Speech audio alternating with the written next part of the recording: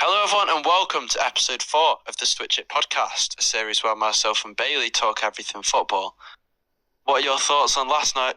Well, it was definitely an amazing game. Let's put it that way. Wasn't the best start for Liverpool, conceding a goal quite early in the half, but we've had better first halves normally. But you can always back that Liverpool are going to come back from going 1-0 down, and we did that through through Diogo Jota pretty well, and what a sub, by the way, from Slot to bring on Tsimikas and Jota and them two instantly be the two players involved in the goal. Yeah, we were good for like the first 2 minutes, but then Forest got a little bit of home momentum, scored the goal. But I mean, it's weird, like, people say who are title contenders. City are way out the picture now. The only other team I can think of, Chelsea have slipped up way too much. It's Arsenal, so Forest and Arsenal are on the same points, and if Forest are going for the title, why are they defending a draw against us at home? Well, it's a luxury for them, in my opinion. I think Liverpool Yeah, Liverpool are coming to the City ground. They'll absolutely take 1 point from Liverpool, and to have higher expectations than that says a lot about what the manager is expecting of them. And to have took 4 points off Liverpool in the two games that they've played against us this season, I think they'll be more than happy with that. They'll have took your hand off of that at the start of the season if they said that was what they were gonna get. yeah, I get that, but like, I mean, it's great for Forest. Don't get me wrong. Like Champions League football, the draw's a good result. But my point is, who who are Liverpool's contenders apart from Arsenal? Do we I do we wouldn't have I anyone else? I wouldn't forget about City because you do know that I understand they've not got Rodri this time around, but they can easily just all of a sudden win about 10 games in a row, and then all of a sudden But there's 30 points in the back in second. You know what I mean? And yeah, but Liverpool aren't going to win every single game until the end of the season. We all know mm, that. There's going to be draws, there's going to be wins, but but there's need also going to be a couple more losses in my opinion. But yeah. what Liverpool do need to do, which they haven't done in previous years, is make sure that when we're in this business end of the season, that we manage our injuries well, and that the winning mentality is there every game, and if we go a goal down, that we don't just like give up, if you know what I mean. Yesterday was a perfect Yeah, example. Yesterday was a perfect example that Liverpool can get a result out of a game even if we're not playing 100% at our best. And that should be a statement to most Premier League teams to say, listen, we are up there. We are the best. We are the best of the best in this league. And yeah. I mean, that going off and that Forest and results, that's the it's level good. that's the level that you're gonna have to bring to beat us in the game, because we're talking about, you can't ever underestimate Forest. They were 17th, I think they were 14th last season, were they? And now to be third halfway through the season, I mean, it's I just think it's I think they unbelievable, were. really. No, they got a points deduction. I think they finished 17th. Oh, did I they? think I think it was 16th or 15th without Yeah, it. I'm not. but I think but it but was. still, they've gone from one end of the table to the other, and for them to be in third, I do believe it's probably well above their pre-season expectations. I think their targets before the season started probably would have been to finish around about the mid-table range and be challenging potentially for the likes of I Conference League I football. had Forest to go down. Well, I did as well at the start of the season, and it shocked me, to be honest. But that Forest team there, I can see them. I can see them getting top four, but I don't think it's going to be first, second, or third. I think if they do get top four, it'll be fourth, because the likes of, Yeah, I do think that as the season continues, I think the table's sort of going to thistle out, and it will be the likes of Arsenal, Chelsea, and City City. will probably all come forward. I know City aren't in the best position right now. I think they're in 5th or 6th, but I think it doesn't take long for them to all of a sudden be just back in the mix, if you know what I mean. Yeah, but we've seen this before with City, but City, this is different. Like, this is different level, because seasons before they've been 6 to 9 points behind us with, maybe no games in hand for either team. But that we're 12 points clear, a game in hand. Yeah. And there's 17 games left.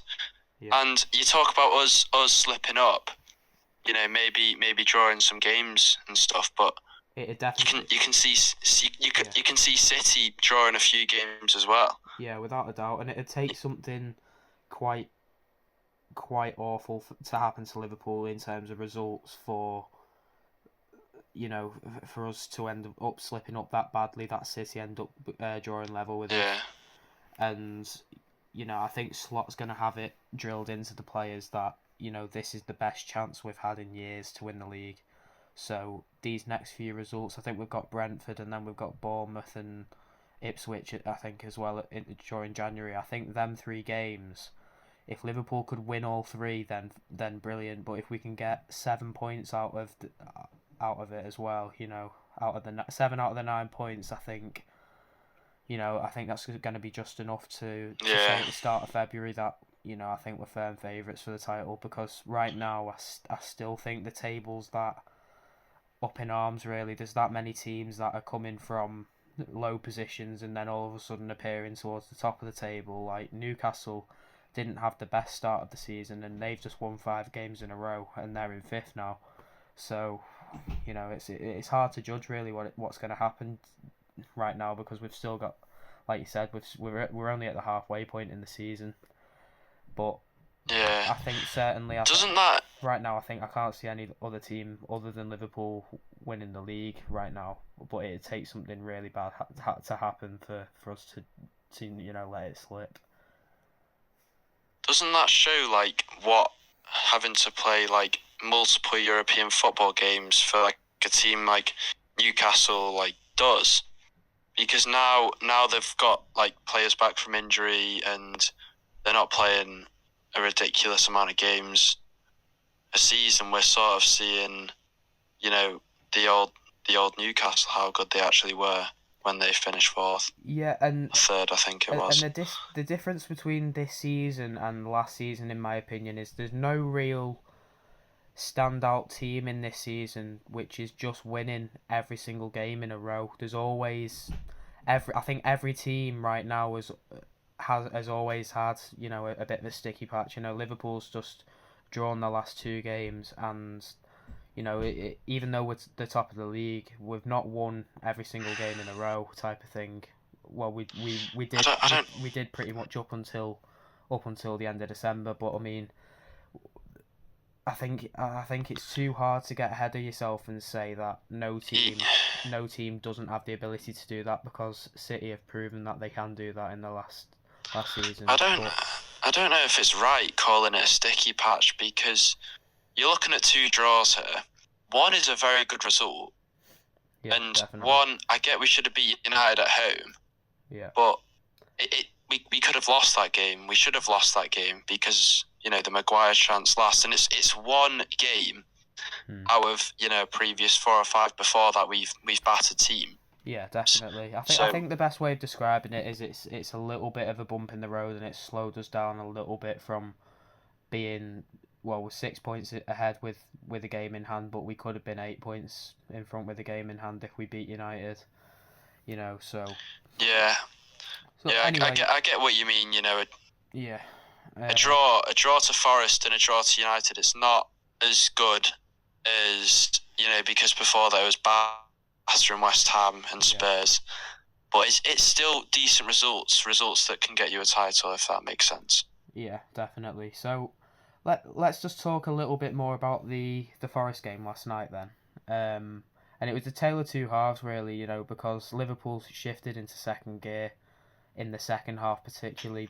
We've seen that a lot. Yeah, and the atmosphere at the City ground, you noticed it changed after Liverpool got the equaliser, and it was very much all of a sudden you could hear the Liverpool fans and not so much the Forest fans, but the atmosphere there was buzzing, before the game. Did you see?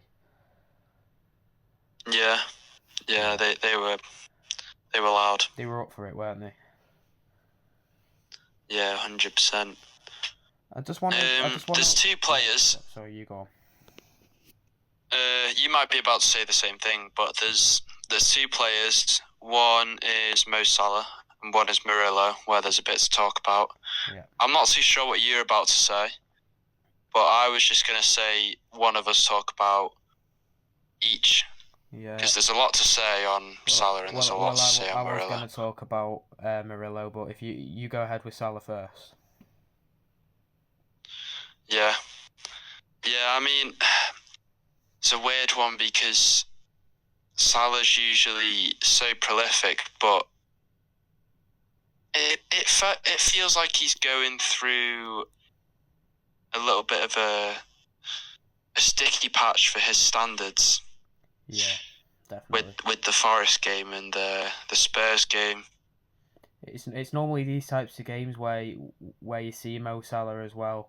When you need him most, he'll always end up being there for Liverpool, and there was multiple chances last night where Liverpool should have put, well, in particular Mo Salah should have put away.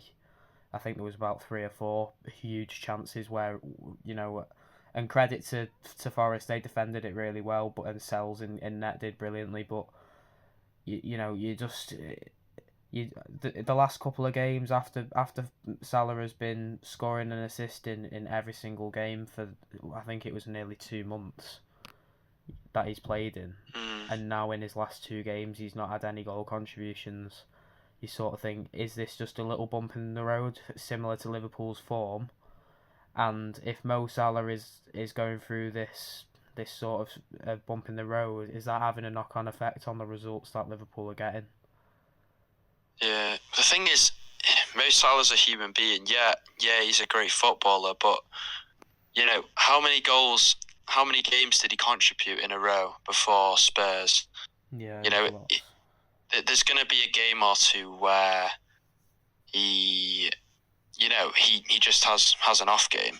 Definitely, yeah. I mean, he was still getting all the right positions, but for Salah, it's an off game because of how good he's been at the start of the season. That shows how good he's been, because you would call that an off game for Mo Salah. Yeah, definitely, and I think he's going to be a player who's going to be eager to get on the score sheet at the weekend when Liverpool play Brentford, and we'll talk more about that in a couple of minutes. But let's talk about the Forest defender at the back, Murillo.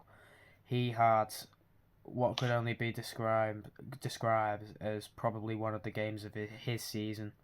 He had 18 clearances for Forest in the game, which is the most made by any defender in a game this season, it's just brilliant really for him, but also Forest will be relishing the fact that they've got someone like that at the back for them. And they're quite simple, aren't they? They're not like usual defenders where you see Van Dijk collect the ball and casually play it to Konate. These two are no nonsense, old-fashioned defenders. Yeah.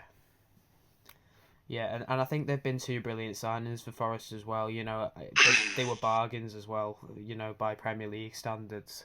And, Murillo in particular, he's in the last couple of transfer windows, he has had a couple of rumours about him potentially moving to Liverpool, and it's only been from the odd source or two, but it's never been made into a big story. But it will have been in his mind that he's playing against a team that there's a bit of speculation around.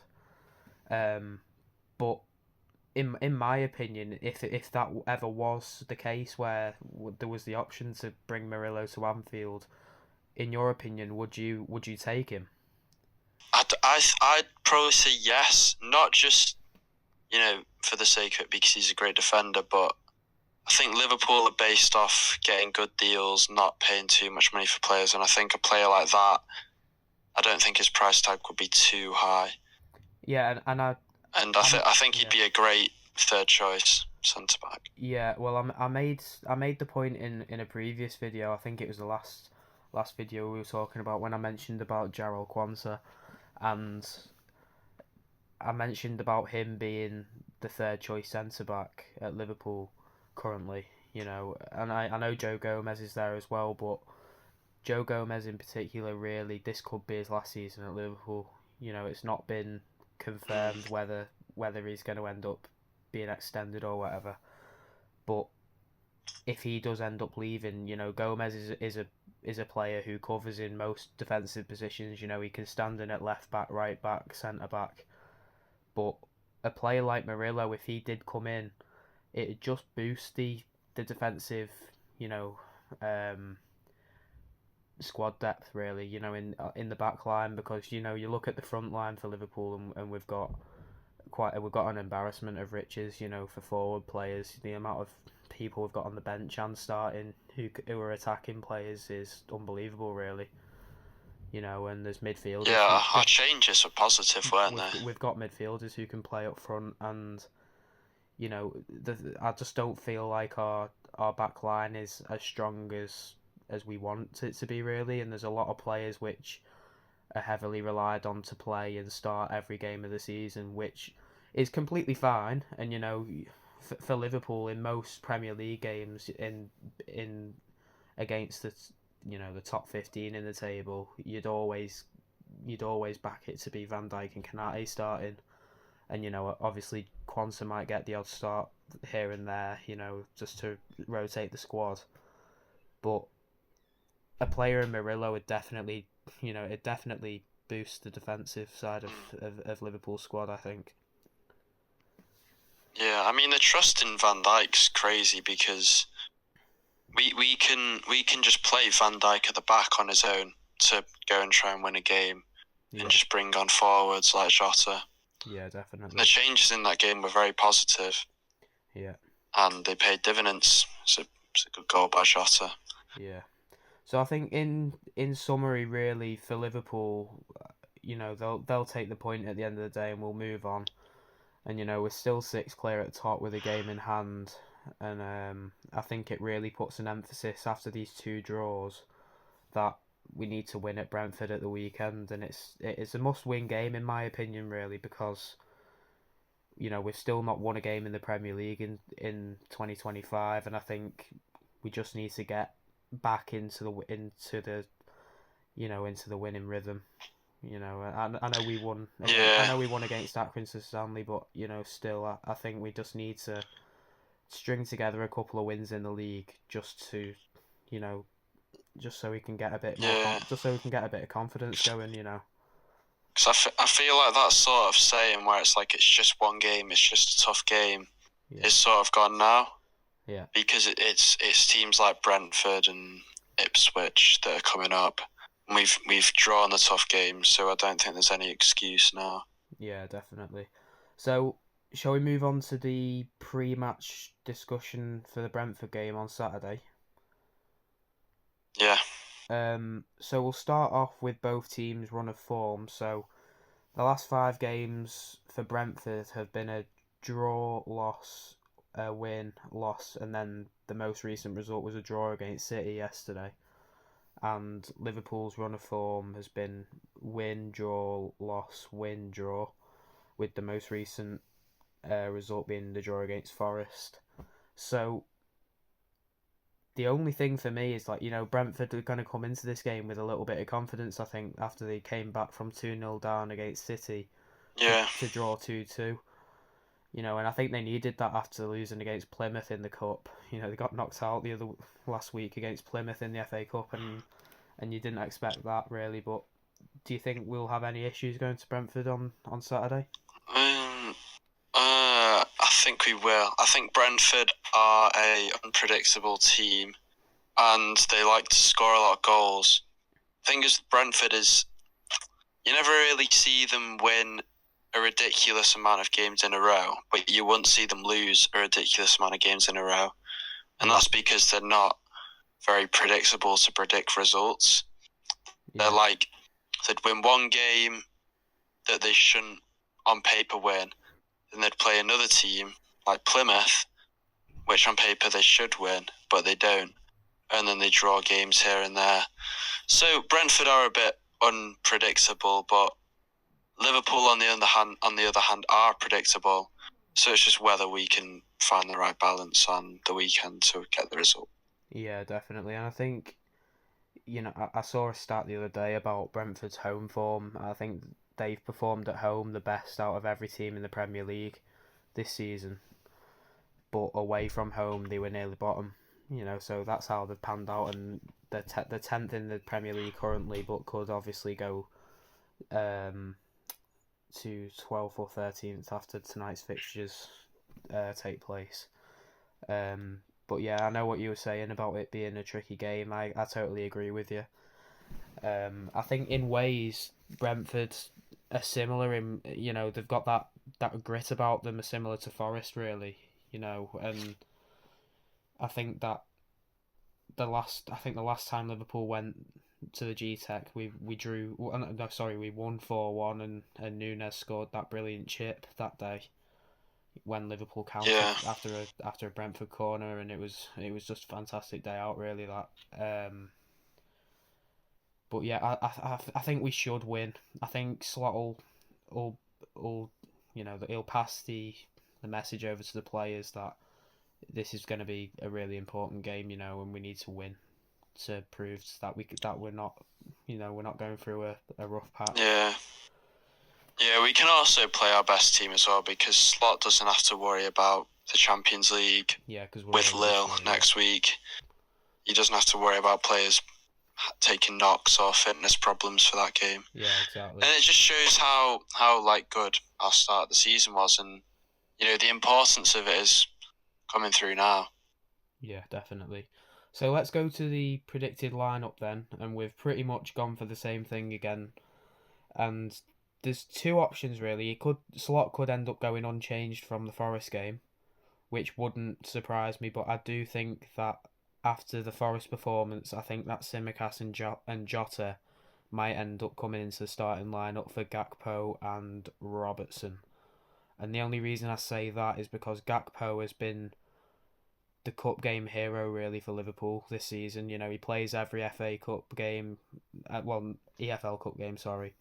And he started in every single one of the Champions League games we played this season. So part of me thinks that he's going to get rested against Brentford. He might come off the bench, but I think that it'll be Jota and Tsimikas who come in for them too. And I think that Nunes will come off the bench as well, maybe. But we've gone for Alisson in goal. But yeah, Alisson in goal. Trent, Van Dijk, Konate, Tsimikas will be the back line. Same midfielders, Forest, so McAllister, Gravenberch and Szoboszlai. And then Salah on the right, Jota through the middle and Diaz on the left. Do you agree? I agree with everything apart from I think Gakpo will play. Just because I know he's played every single Champions League game, but none of them Champions League game we were fully secured to the next round. I think he's played every single important game for us, and I don't think it'll stop. But yeah, I mean, I can see why you've put Jota in because of the performance. So maybe Jota could play over Diaz, but I do think Gakpo will start on the left. Yeah, maybe, and that is the question really. It's whether Slot decides to rest Diaz or Gakpo. It's 50-50. It's impossible to guess really. So we'll see on Saturday what team sheet Slot puts out, but I think it's not going to be too different from what we predicted. Do you agree with that? Yeah. I mean, would you like to see a clean sheet, a 2-0 result, a real statement from Liverpool this weekend to kickstart 2025? Yeah, well, that's exactly it. I think a statement victory would be what we need, for the confidence of the players, but also for our season in particular. And I do think that that would send a message to the title rivals, in mainly Arsenal, in my opinion. I think that's our rivals at the moment. But it'll also send that little Yeah. message to your likes of City, Forest, Chelsea.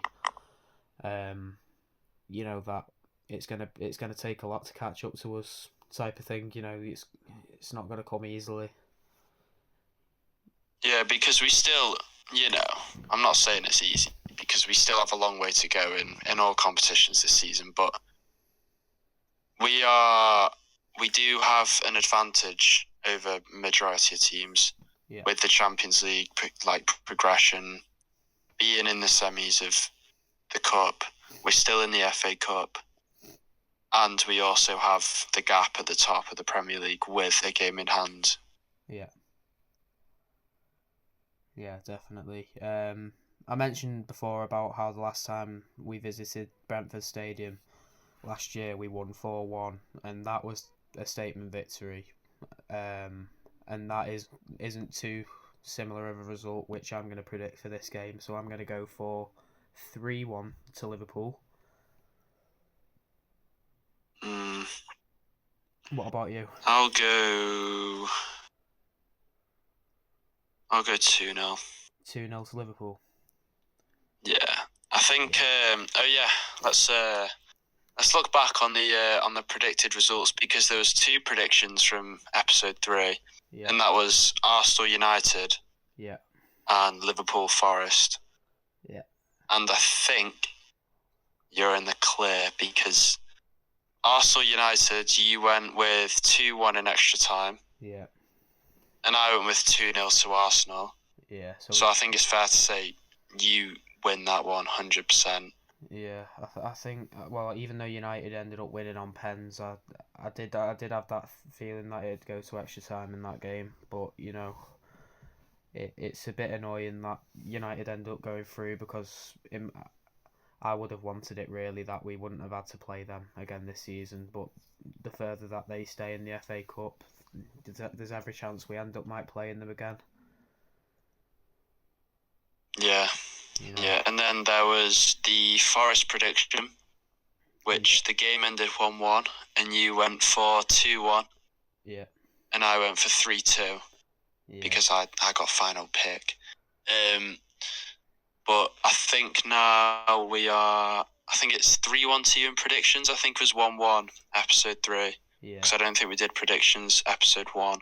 Yeah, so it's 3-1 to me, is it? Yeah. Yeah. Which is not good for me. No, it's going to take a bit of catching up. So, yeah I'm saying 3-1 Liverpool on Saturday. You're going with 2-0 Liverpool. 2-0. Yeah, but I think we'll win by 2. This is another one of those games, though, where it could be goals or it could be a 1-0 win, So, we'll see on Saturday, but, it's definitely going to be a game which I'm excited to see what happens. Yeah. So, yeah, I think it will be a good game. Yeah, so let's move on to our FPL teams. So, what's the latest with your team then, Harry?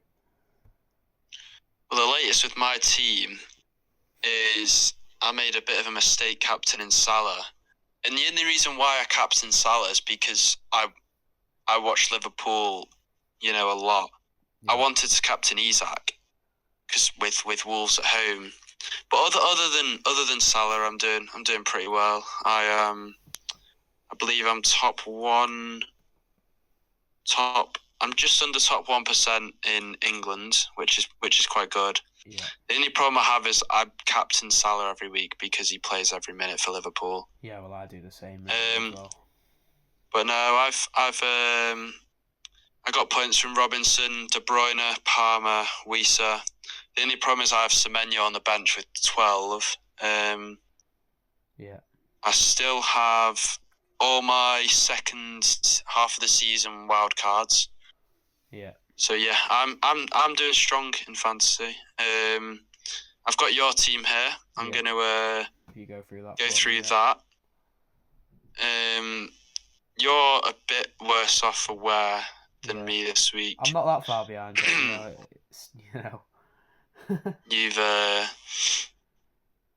captain Salah as well as me. That's probably just because of Liverpool. Yeah.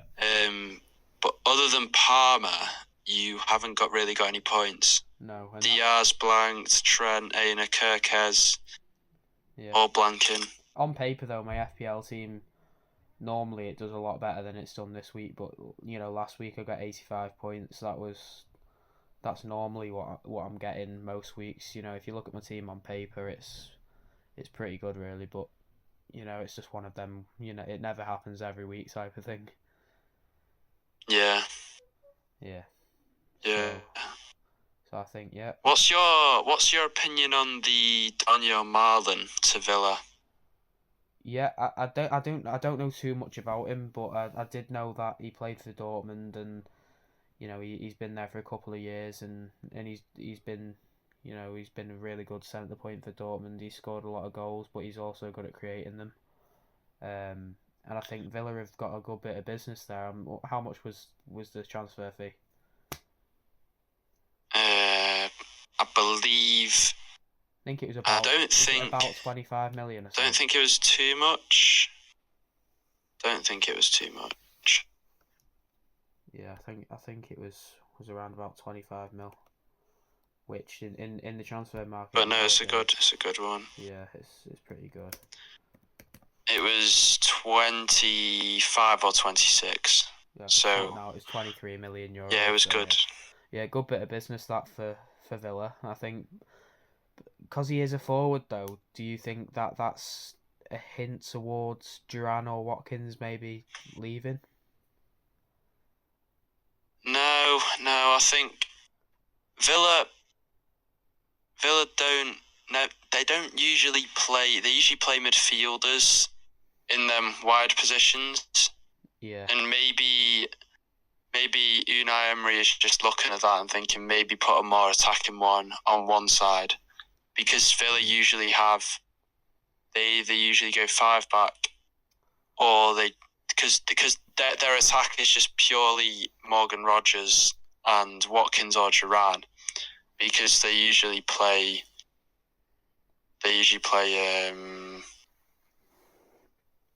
can't remember his name. McGinn. How did I forget that name? Yeah. They usually play McGinn on the right. Well, he's really a midfielder, and that might be why they brought Marlon in. So that maybe. And Marlon's an attacking right winger. Yeah.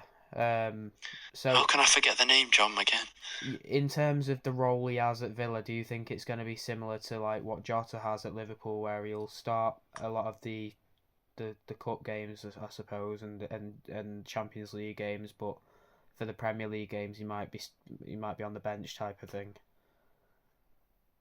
Yeah, I can see that, but I can also see him starting because he's a great player.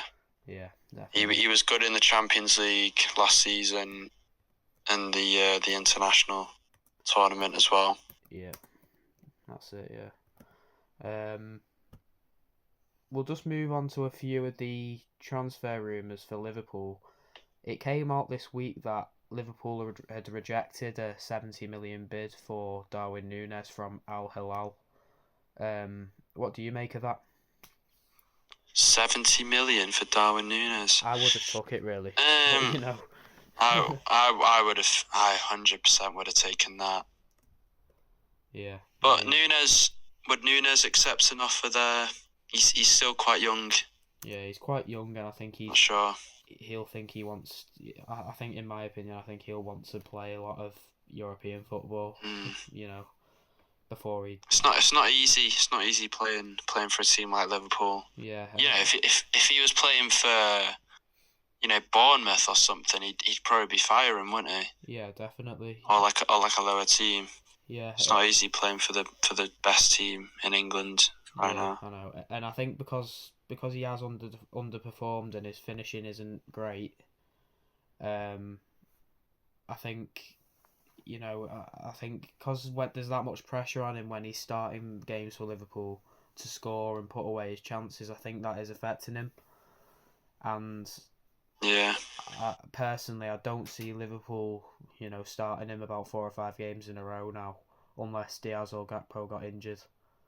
Because I don't think that, they've got that trust in him anymore. I think he's been He's been reliable off the bench. He brings that energy and impact that you ask for. But I can't.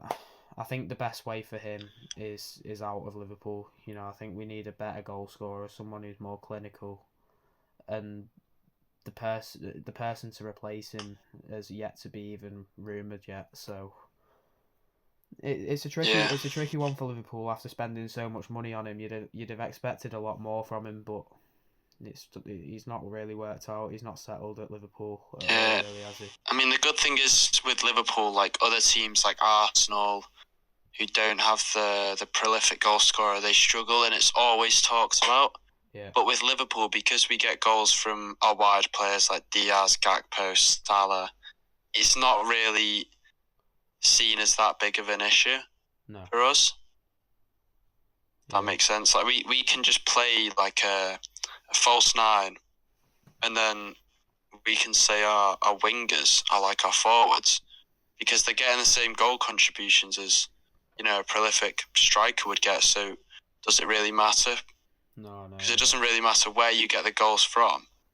Just because people have always said it usually comes from a striker, but if they come from your attacking midfielder, your winger, your centre forward, your false nine. Yeah.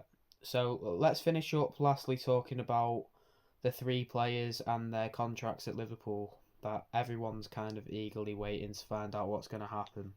So firstly, Trent Alexander-Arnold, do you think he's going to stay or do you think he'll go? I think I don't know. I mean, I'm a bit like do you think it's that big of a deal if he goes? Yeah, Connor Bradley replaces him. He's a scouser in our team type of thing, and he's such a huge role model to a lot of people. I think if he goes, there's no coming back, which is one of them type of thing. Personally, I'd love him to stay, and I'd want him to become a club hero at Liverpool. I can see him being captain one day, of the club.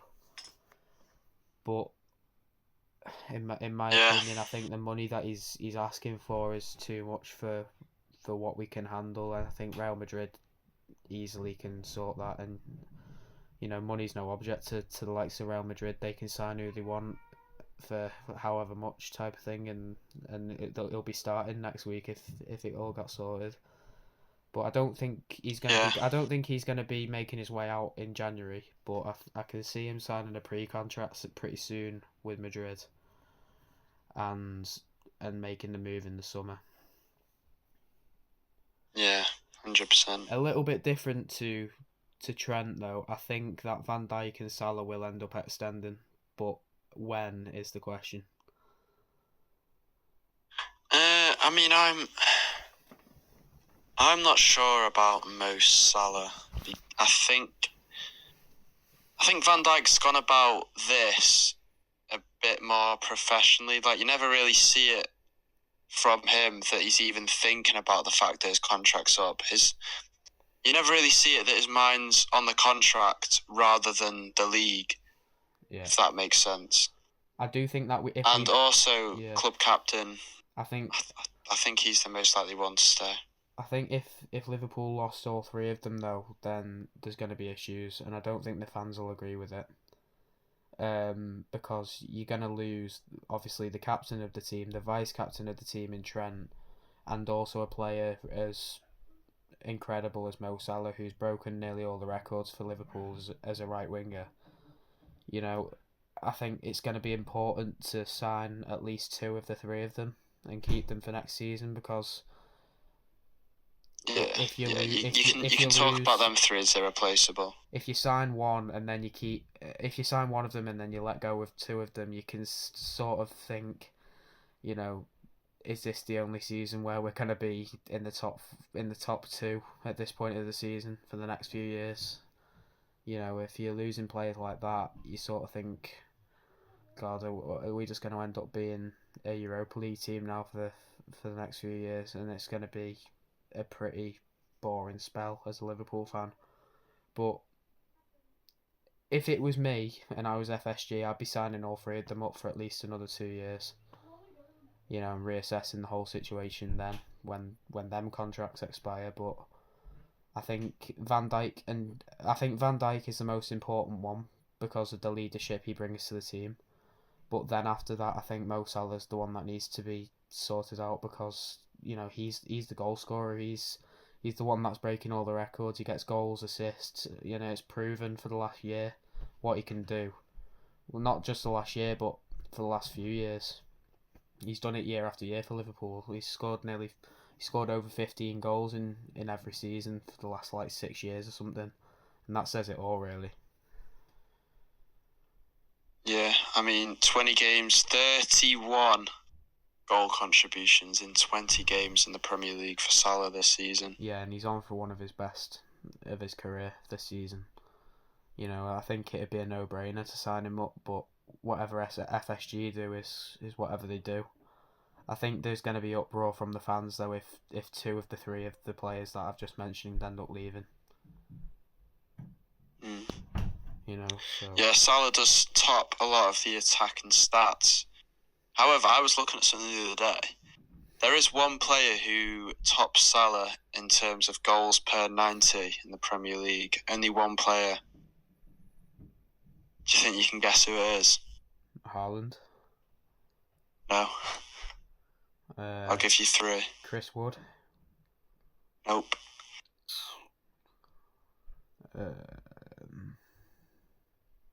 I'm not too sure. John Duran. Is it? Yeah, it's John Duran. Right. Yeah, I wouldn't have guessed that. He's the only player with over a 1. I know he's definitely I know he's got out off the bench. He's reliable. He's one of the best impact subs in the league. But you know, I didn't expect that. To be fair. Yeah. Yeah. Right. So that kind of covers everything that we were going to talk about in this video. So do you want to finish it up for us, Harry? Yeah, I just want to say thank you to everyone who tuned in today. It was a great episode. We managed to get through a lot that we wanted to talk about. If you would like and subscribe and drop a comment, that would help us greatly in the future, and turn on the bell so you don't miss out on any episodes that we bring to you guys. And just thank you to everyone who tuned in, and goodbye for now.